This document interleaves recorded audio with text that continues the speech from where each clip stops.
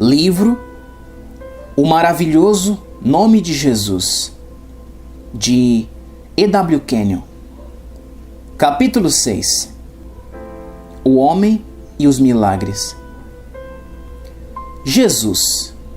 O próprio nome tem em si um poder que opera milagres, até mesmo no presente dia, embora 2000 anos tenham se passado desde que ele andou entre os homens. Jesus, o Galileu, era um operador de milagres. A vida dele era um milagre. Sua sabedoria e seus ensinos eram milagrosos. Ele viveu e andou na esfera do milagroso. Ele tornou os milagres algo comum. Sua morte foi um milagre. Sua ressurreição foi um milagre. Suas aparições eram milagrosas. Sua ascensão foi um milagre surpreendente. Mas talvez o milagre que mais se destacou dentre todos, naqueles dias maravilhosos, foi o evento de Pentecostes. Do cenáculo saíram homens e mulheres com ousadia para testificar do nome de Jesus, os mesmos que 50 dias antes havia encolhido de medo diante da própria menção dos nomes do sumo sacerdote e de seus associados. Pedro, aquele que antes tremia de medo, agora foi revestido de poder e intrepidez inexplicáveis. Ele saiu e enfrentou o sinédrio, o senado, o sumo sacerdócio com uma coragem que nos surpreende. Um rio de milagres fluiu das mãos dos apóstolos, que perturbou o judaísmo e chacoalhou o governo romano até suas fundações. Eles fizeram uma descoberta que o nome do homem que eles amavam, que havia visto pregado desnudo naquela cruz, agora tinha poder igual ao poder que ele próprio exerceu quando estava entre eles. Os enfermos eram curados, os mortos ressuscitados, os demônios expulsos, por meio de simplesmente sussurrar esse nome aos aflitos. Que rio milagroso de amor, vida, esperança e alegria era despejado a partir do ministério desses humildes galileus. Esses primeiros 33 anos de história primitiva, como vistos em Atos, eram anos que exemplificavam os atos da igreja até o retorno de seu Senhor e Mestre. O homem é fruto do operador de milagres. O desejo de operar milagres está profundamente fixado na consciência do homem. O cristianismo está baseado numa série de milagres, culminando com Pentecostes. Os milagres são comuns. O cristianismo começou com milagres e é propagado por milagres. Todo novo nascimento é um milagre. Toda resposta à oração é um milagre.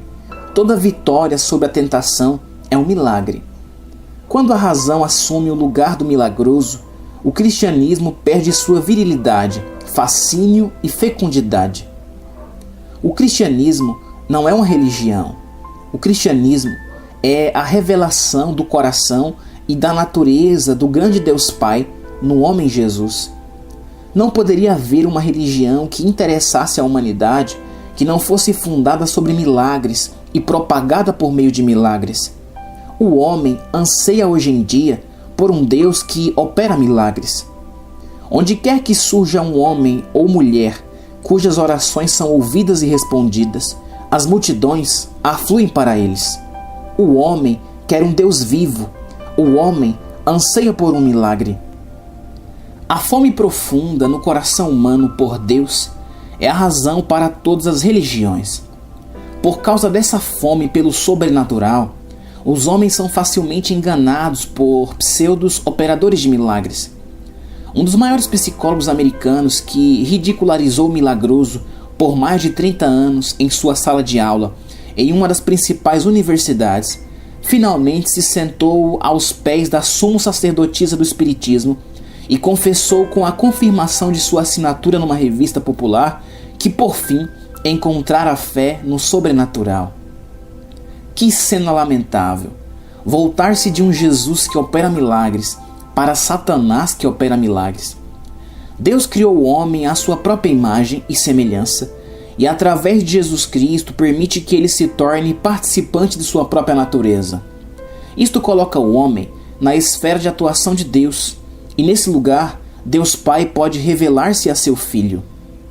A resposta para a ânsia universal do homem pelo sobrenatural é encontrada no novo nascimento, na presença residente do Espírito Santo e no nome de Jesus. A oração se torna uma força operadora de milagres no mundo. Cristianismo é um milagre. Deus é um operador de milagres.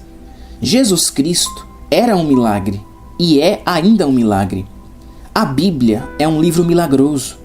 Se tirarmos o sobrenatural do cristianismo, teremos uma religião. Os milagres não estão fora de harmonia com o desejo da humanidade. Um operador de milagres, seja ele real ou falso, atrairá uma congregação maior do que o maior filósofo ou estadista do mundo. Este amor pelo milagroso não é uma marca de ignorância, mas, em vez disso, uma procura pelo Deus invisível. A educação não elimina no homem o desejo pelo milagroso. Esse desejo é intensificado à medida que a educação revela a impotência do homem na presença das leis da natureza e lhe mostra sua total dependência do invisível. Não é marca de grande erudição, devoção ou perspicácia mental negar o milagroso. O homem universal crê em milagres. A Bíblia é um registro dos milagres e da intervenção divina. É uma história do afloramento do campo sobrenatural no natural. Começando com Abraão, todas as principais personalidades da história do Antigo Testamento eram operadoras de milagres, ou melhor, Deus realizava milagres através delas. O que elevou José da prisão para o cargo de primeiro-ministro do Egito foi um milagre. A libertação de Israel da escravidão do Egito se deu por uma série de milagres que chacoalharam o Egito até a sua própria fundação. A travessia do Mar Vermelho e os 40 anos no deserto constituíram-se numa série de milagres sem paralelo na história humana.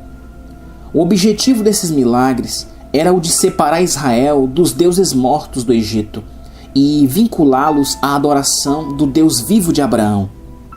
O judaísmo foi de fato judaísmo enquanto o Deus operador de milagres se manifestava.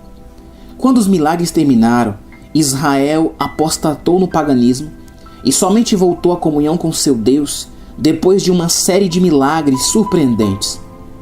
Se tivéssemos espaço, seria interessante estudar os milagres da conquista de Canaã, do período dos reis, dos 4 grandes milagres registrados em Daniel, em que Deus enviou Israel de volta para sua própria terra, libertos da idolatria, estabelecendo um precedente de uma nação de escravos libertos e enviados de volta ao seu próprio país, com a permissão e mais, com recursos para reconstruir sua cidade, seu templo e restabelecer sua adoração. Não há nenhum paralelo na história humana. Este é um milagre distinto e definido.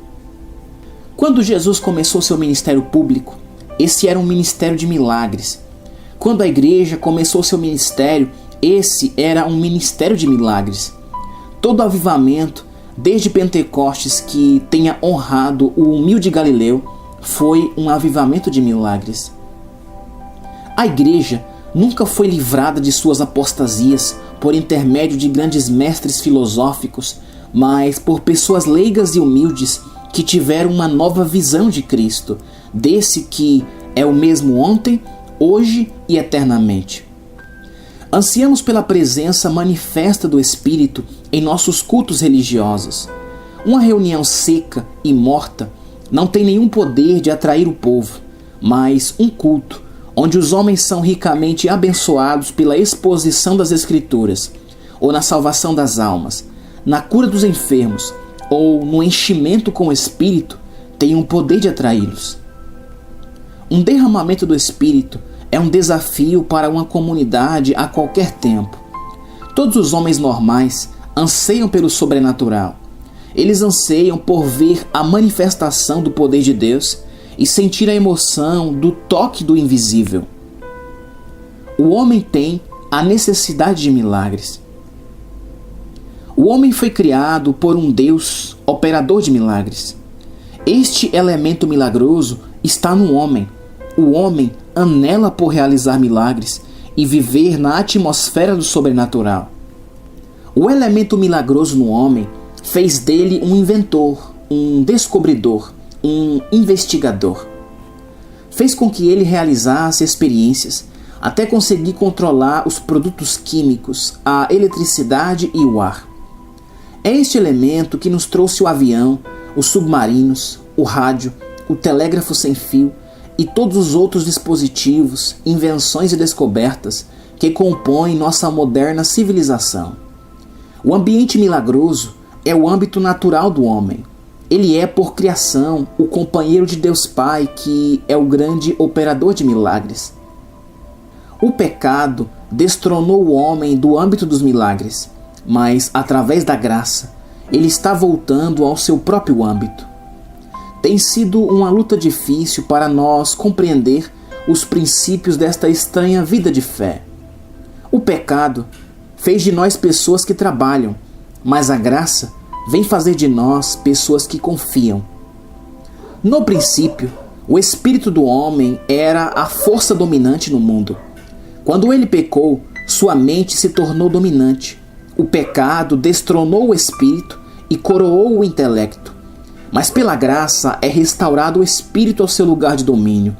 E quando o homem vem a reconhecer a dominância do espírito, passa a viver no âmbito do sobrenatural, sem esforço.